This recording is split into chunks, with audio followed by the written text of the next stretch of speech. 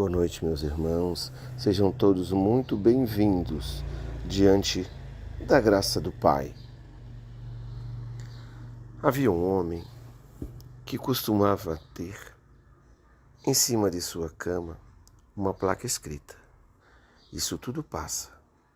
Então perguntaram a ele o porquê disso. Ele disse que era para se lembrar que quando estivesse passando por momentos ruins, poder se lembrar que eles iriam embora e que ele teria que passar por aquilo, por algum motivo. Mas essa placa também era para lembrá-lo que quando estivesse muito feliz, que não deixasse tudo para trás, porque esses momentos também iriam passar e momentos difíceis viriam de novo.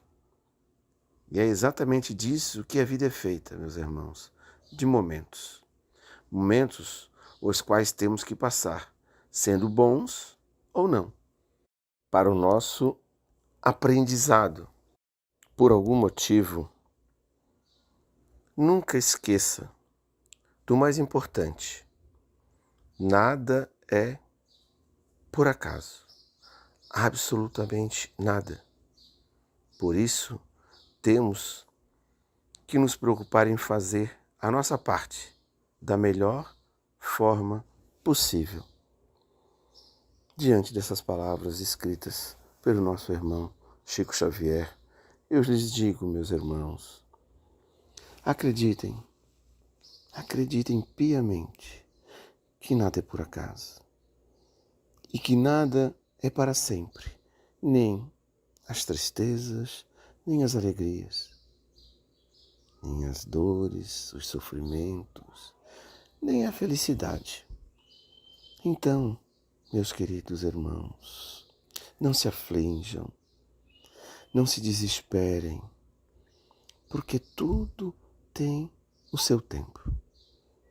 E diante disso, eu peço que o nosso Pai amado, diante da sua bondade absoluta, derrame sobre vocês e sobre seus familiares toda a glória, toda a paz, todo o amor, toda a bondade, toda a fé, toda a felicidade.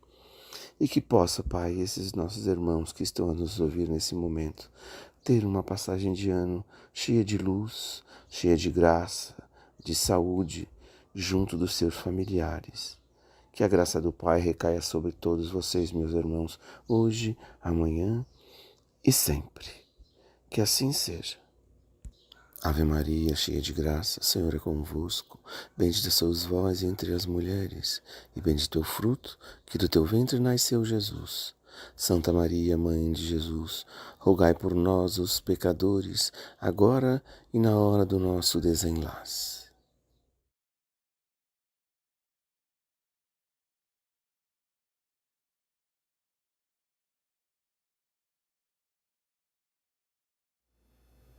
Boa noite, meus queridos irmãos do Ana Luz. Mais uma vez estamos aqui para apresentar ideias e reflexões a respeito da doutrina espírita nessa nossa noite de quarta-feira. Essa noite muito especial que dá início a um novo período, embora nós vamos querer justamente refletir um pouco sobre isso, emendando um pouquinho essa ideia do Ano Novo e do Natal como datas em que nós pensamos a respeito de nós mesmos e nossa possível renovação.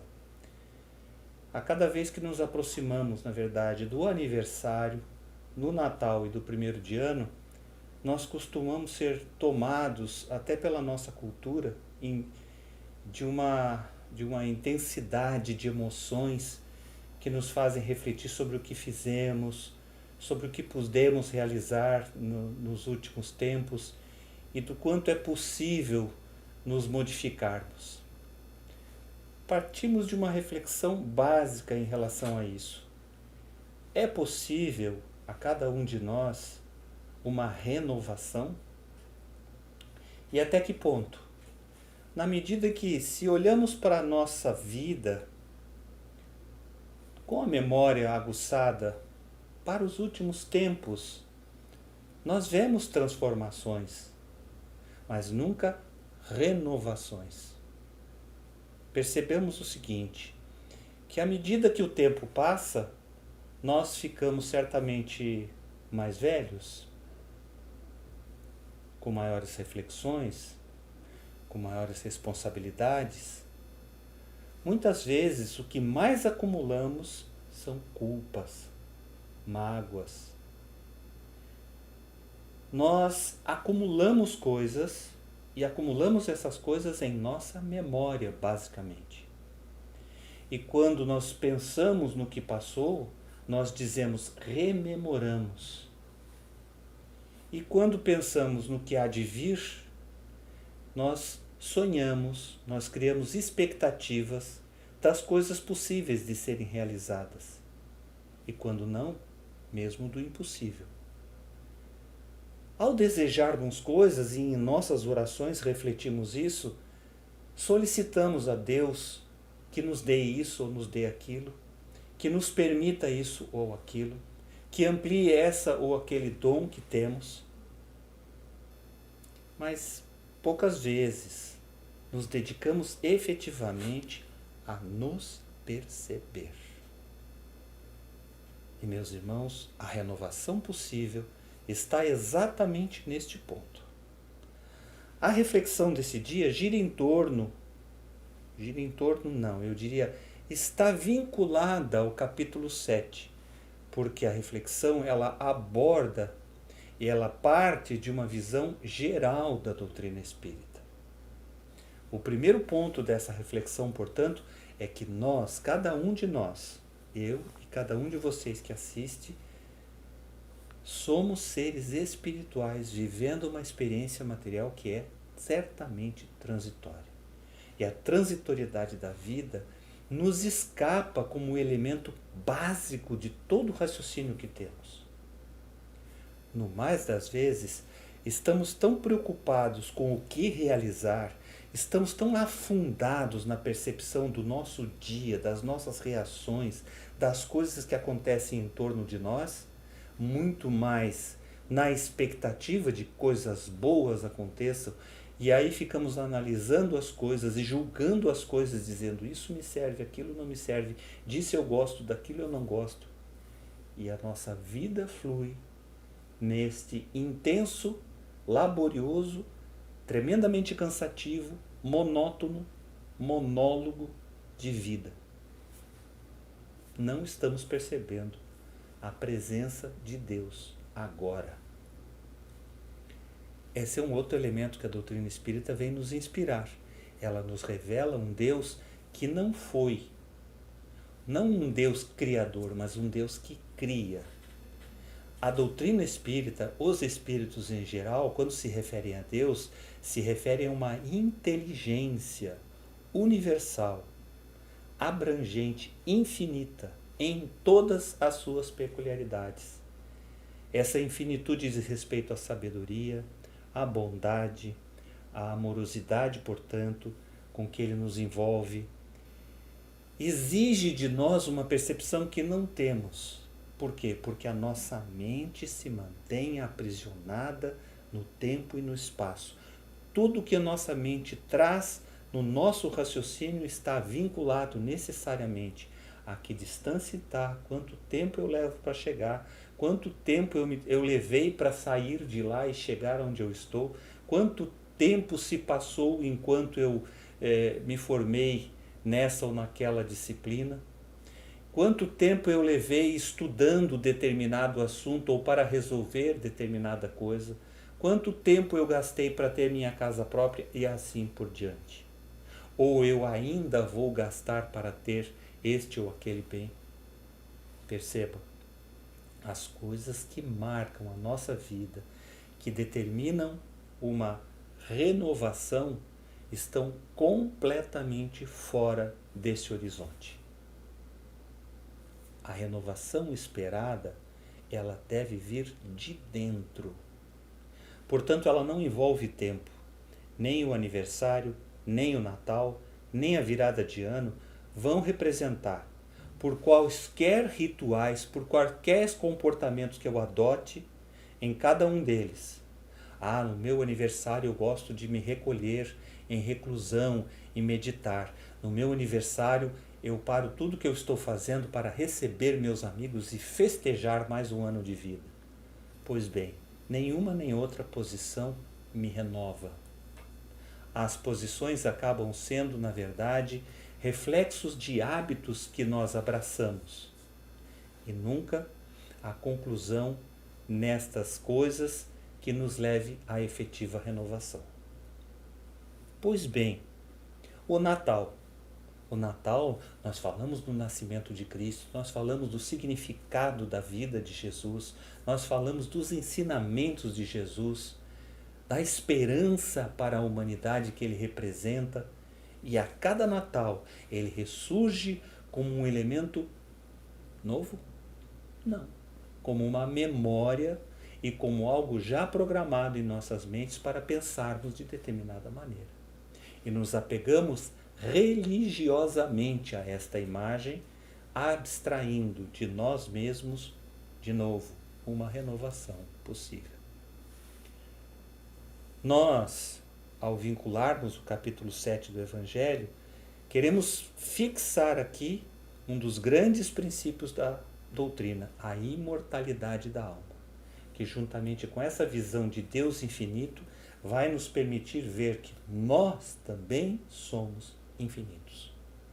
A morte é um marco biológico inevitável, inexorável, que, portanto, deve ser aceito, tanto quanto a vontade de Deus em nossas vidas, coisa que dificilmente enxergamos. E quando enxergamos, isto sim renova nossos pontos de vista. Vejamos que as coisas que nos fazem sofrer, via de regra ligadas a alguma imperfeição nossa, mas como assim? Se uma pessoa que eu amo muito falece, deixa de existir? Não, ela não deixa de existir. É isso que a doutrina espírita está ensinando. Ah, mas eu vou sentir falta dela. Você vai sentir falta de alguma coisa que você se apropriou. Nós não somos proprietários uns dos outros. E essa é a grande dificuldade de todos nós que estamos materializados em entendermos essa nova forma espiritualizada de ver as coisas. Se eu vejo a coisa como espírito, veja bem, a idade de minha mãe em relação à minha faz diferença? Não teria sido ela minha filha, ou minha irmã, ou minha amiga, ou mesmo uma inimiga minha numa vida anterior? E estamos, ora, via de regra, separados por uma existência. Quando eu nasci, minha mãe talvez tivesse 36 ou 37 anos. Veja bem o que são 37 anos numa vida infinita.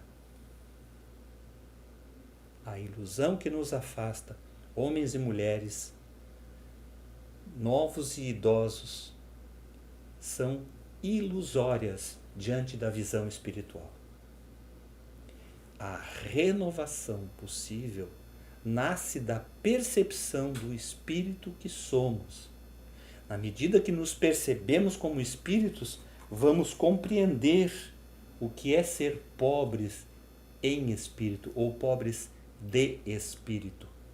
Determinados pelo espírito significa que ao vermos-nos, ao nos enxergar como seres, como almas imortais, como seres infinitos, a escala das coisas, o prisma pelo qual identificamos valores, muda completamente. Isto sim é renovação. E ela é possível? É possível na medida em que nós nos aprofundamos, sentimos e abraçamos a causa espírita. Não mais como um elemento religioso, imaginativo, ritualístico em nossas vidas, mas como algo possível, realizado agora, em nossos corações, em nossa potencialidade de vida. Nós temos a condição agora, dada por Deus, não ontem, não amanhã, mas sempre, de nos renovarmos. de abstrair todas as nossas eventuais falhas e nos percebermos como seres espirituais fora do ego. É neste capítulo exatamente que a espiritualidade vem nos dizer, né, que nós devemos ser pobres pelo espírito, mas que principalmente o orgulho é o principal antagônico da humildade. E sem humildade não surge a verdadeira caridade. Esta ligação racional está no capítulo como um todo. É preciso lê-lo com muito cuidado. Nós pedimos a leitura dos mistérios ocultos aos sábios e prudentes, que já aconteceu ou acontecerá. E nós devemos refletir, reler esta passagem, reler também o Orgulho e a Humildade de Lacordaire, em Constantina, 1863. Lacordaire é um dos espíritos que contribui frequentemente na construção do Evangelho segundo o Espiritismo. Ele, neste capítulo, nos exorta a pensar nas ambiguidades da visão material, de estarmos materializados, ricos e pobres, jovens e idosos, a ansiedade por possuirmos, a responsabilidade por nosso próprio sofrimento. Tudo isso está representado aqui, nesta fala de Lacordaire, que termina por nos dizer: é possível agradecermos, estarmos conscientes desse Deus cuja vontade é infinito amor e cuidado sobre nós, para que possamos compreender a verdade por trás daquela frase que diz: olhai os lírios do campo, olhai as aves do céu. Ninguém as alimenta, mas Deus as provê. Os lírios não são vestidos com vestes monumentais, mas são tão lindos em sua pureza. Esta simplicidade destas imagens deve ser compreendidas a partir do olhar do Espírito, porque enquanto estivermos olhando, aprisionados ao tempo e espaço e aos nossos valores relativos à propriedade, à posse, ao domínio, nós estaremos sempre aprisionados à nossa vaidade, consequentemente ao nosso orgulho, que nasce necessariamente dessa visão egocêntrica, daí o nome egoísmo. A tendência de ver as coisas sempre através dessa centralidade. Para sairmos disso, o que recomenda a doutrina? Ela recomenda que nós pratiquemos a caridade. Que ao nos propormos a sermos úteis e auxiliarmos ao próximo, nós estaremos certamente compondo com os outros um amor fraternal. Esse amor fraternal não quer dizer necessariamente que eu vá ceder o que é meu para o que é seu, porque isso seria apenas uma transferência egóica. Há uma posse minha da qual eu abro mão, chega até você, que se apropria dela. Isso modifica alguma coisa? Não. Nós estamos falando de riquezas e de valores que pressupõem mesmo a inexistência do corpo e, consequentemente, a inexistência dessa personalidade característica desse corpo. Dificilmente você que assiste, que me conhece, Newton Marcelino, obreiro desta casa na luz, estudioso da doutrina, às vezes nem tão reconhecido assim, não importa esta personalidade, não importa quem eu seja, mas quem nós podemos ser. Não importa os valores, o salário recebido, quantos diplomas eu tenho, os títulos de nobreza, naquela época que haviam títulos, o reconhecimento da sociedade, de qualquer forma que ele venha, não subsiste a essa personalidade. Eles vão ficar inscritos nesta bibliografia, vão ficar restritos a alguma mensagem numa lápide. O que vai sobreviver a tudo isso? esta existência infinita do Espírito, que se apercebe de si mesmo agora. E essa é a proposição da renovação. Nós temos que avaliar a cada momento de nossas vidas o quanto é possível renovar. E, na verdade, cada apego que nós temos às nossas memórias, ao nosso conhecimento, nos afasta do saber verdadeiro. Entendem agora o que significa Deus oculta aos sábios e prudentes? Porque toda vez que nós achamos que sabemos, este saber ocupa um espaço da renovação e nos marca como seres ensimesmados, acomodados a uma realidade. Há uma renovação possível? Há. Em nos percebermos como seres eternos, que são potencialmente modificados pelas experiências da vida. Quando eu era menino, sorria como menino, via o mundo como menino. Agora que eu sou velho, idoso mesmo, eu vejo o mundo de uma forma mais experiente. Mas não devo, de forma alguma, achar que isso representa o conhecer verdadeiro. Se eu não me aceitar como essa potencialidade de mudança agora, a velhice vai me marcar como algo que aprisionou e do que eu vou ter que me livrar logo adiante. Isso aflige muito ao materialista que pensa: levei 60 anos para acumular esta riqueza toda e agora tenho muito pouco tempo para usufruir dela. E diz mais: e quando eu morrer, para quem vai ficar isso tudo? Ora, que preocupações tolas, porque esta ilusão da posse é efetivamente uma ilusão que nos afasta da possibilidade de nos renovar vivendo a percepção do Espírito. Nesse ano que se inicia, e essa palestra chega a vocês como a primeira palestra desse ano, nós do Ana Luz, estamos propondo a todos aqueles que estudam conosco, que caminham conosco na guia da doutrina, que se renovem.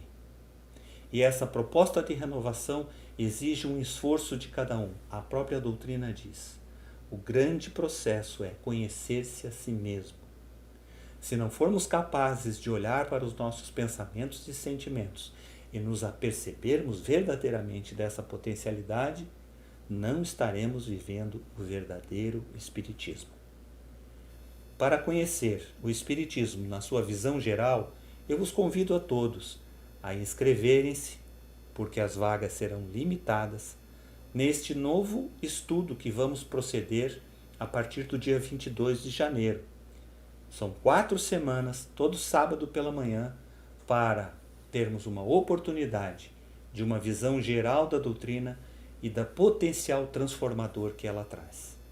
Tenho certeza que será uma oportunidade muito útil de revermos processos, de revermos a nossa vida espiritual, de nos possibilitar despertar para essa nova realidade e um convite contínuo à renovação, como a própria doutrina espírita preconiza.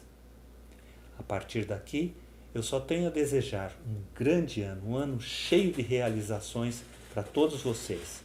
Um carinho muito grande da equipe de coordenação e da organização dos eventos, de todos esses trabalhadores da Casa da Luz, o grande abraço fraternal. Esperando que vocês possam contribuir conosco, abrindo os olhos e se sensibilizando para a potencialidade da renovação. Um grande abraço e até a próxima. Boa noite, caros irmãos. Bem-vindo à Casa Espírita Ana Luz para mais um encontro de preces, conhecimentos e bênçãos. O Evangelho sugerido para hoje é o capítulo 7, Bem-aventurados os pobres de espíritos. Itens 7, 8, 9 e 10. Mistérios ocultos aos sábios e aos prudentes. Então Jesus disse essas palavras: Eu vos rendo glória, meu Pai, Senhor do céu e da terra, por haver desocultado essas coisas aos sábios e aos prudentes, e por haver revelado aos simples e aos pequeninos. Mateus capítulo 11, versículo 25. Pode parecer estranho que Jesus renda graças a Deus por ter revelado essas coisas aos humildes, aos simples e aos pequeninos, que são os pobres de espírito, e tê-las ocultado aos sábios e aos prudentes, mas capazes, aparentemente, de compreendê-las.